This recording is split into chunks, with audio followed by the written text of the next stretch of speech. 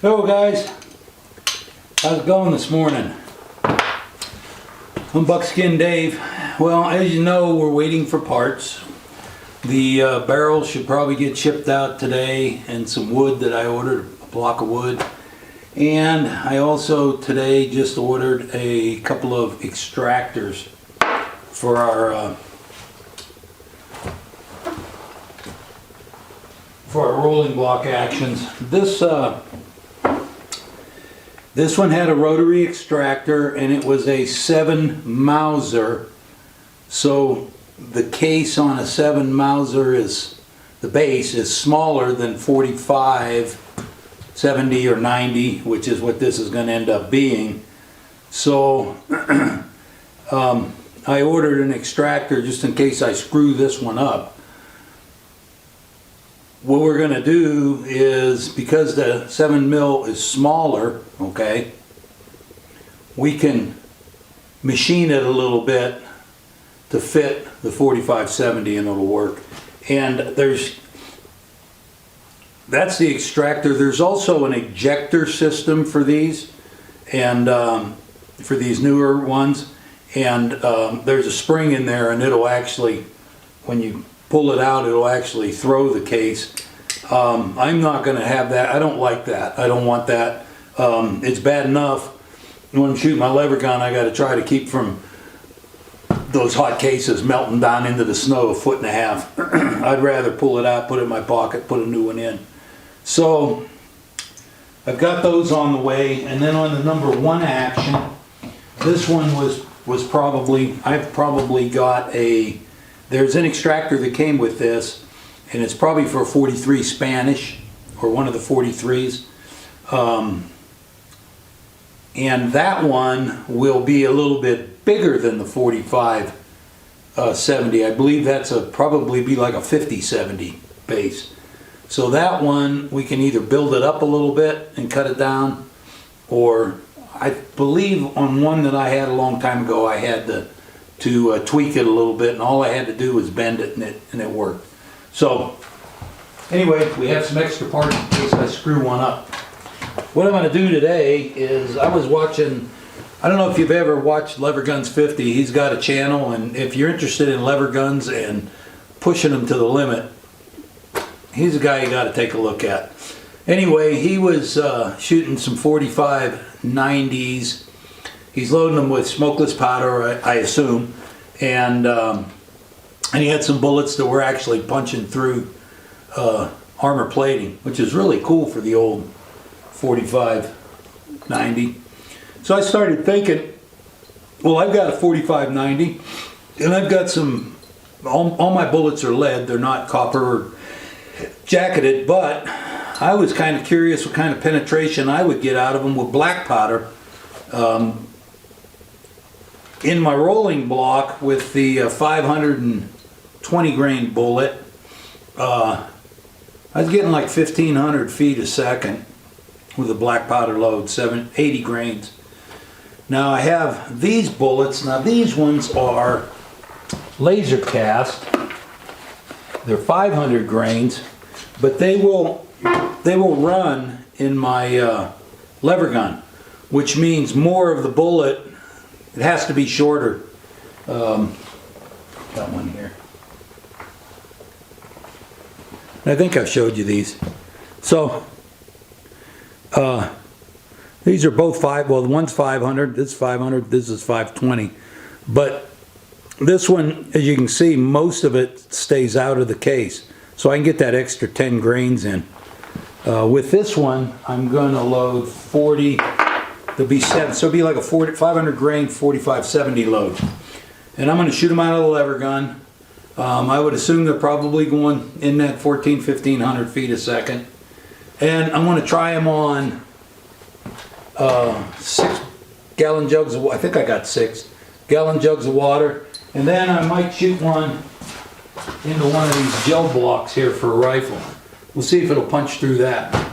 Anyway, get you a cup of coffee. I got mine here. Get your cup of coffee and join me out on the range, and let's see what happens. It could be fun. It's going to be interesting. Who knows? Come on out. Okay, so the first thing I'm going to shoot is this gelatin. This is kind of a waxy thing. This is for a rifle, so I'm going to be about 10 yards. So let's see what this will, see if it'll go all the way through this or what it'll do. Okay, so we'll try one of these 500. Got there, spoon. Yeah, that's gonna go boom.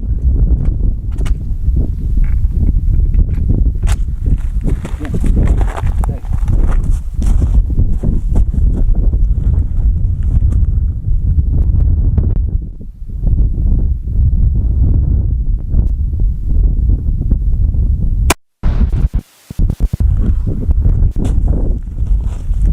Okay, so let's take a look.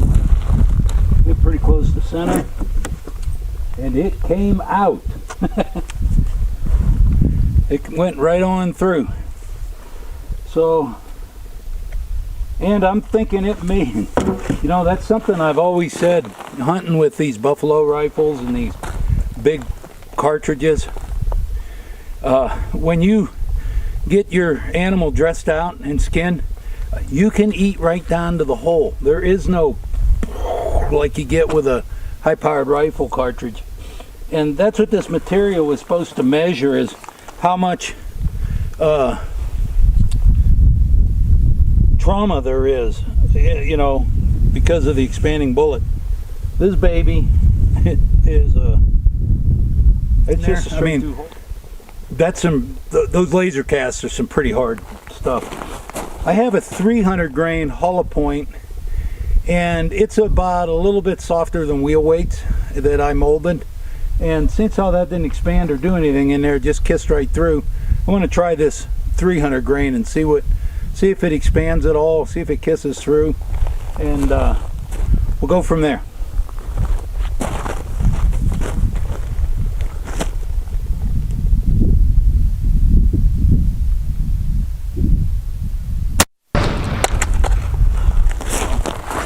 Oh man.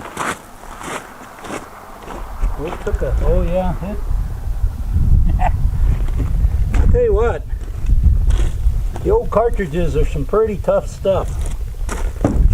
So,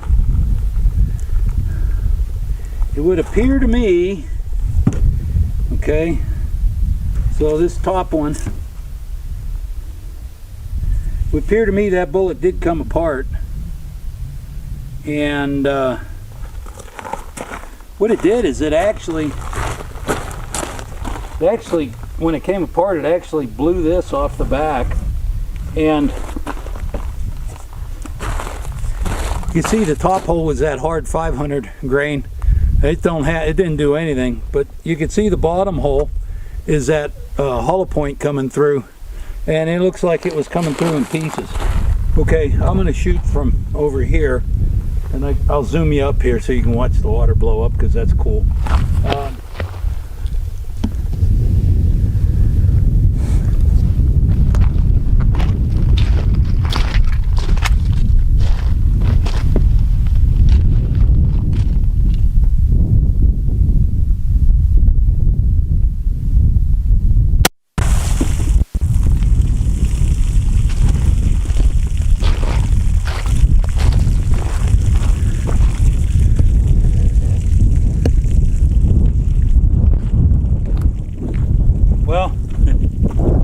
As you can see, 10 yards wasn't far enough back.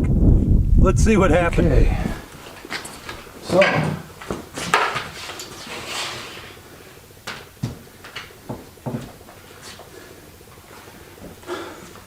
black powder, man. One of the things I wanted to show you, this is number 7. This is the 7th bottle. This is obviously the exit hole because it's blown out and it's cracked here. But look at the entrance hole. I mean, we're talking very little expansion. So, I mean, these 500 grain bullets are like tiny freight trains, and they just keep going along, and anything gets in their way, they just kind of go right through it. So, for hunting big game, I think that's a good thing. And it's the same thing here. Let's see, it came this way. So that's that 500 grain when it came out of this. Shit, that thing's 12, 13, 14 inches of this waxy stuff. It just went right on. I mean, it didn't. And then the 300 grain one would be a good deer load, I think. Mainly because at just about any range, it'd probably go all the way through a deer and just place him down right on his hooves. If meat is your interest, which is the only reason I go out and hunt anymore, is I don't care about horns. They're worth a few bucks at the horner, but you know, I'd rather have the meat. The meat's worth $500 or $600 to me. Anyway, that's it for this time. We should be getting some parts. Oh well, if they ship them out tomorrow, today or tomorrow, should have them by next week. But we'll find something to do Saturday morning.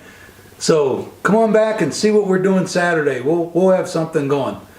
That's it for this episode. I'm Buckskin Dave. I'll see you next time. Thanks for having a cup of coffee with me. Bye-bye.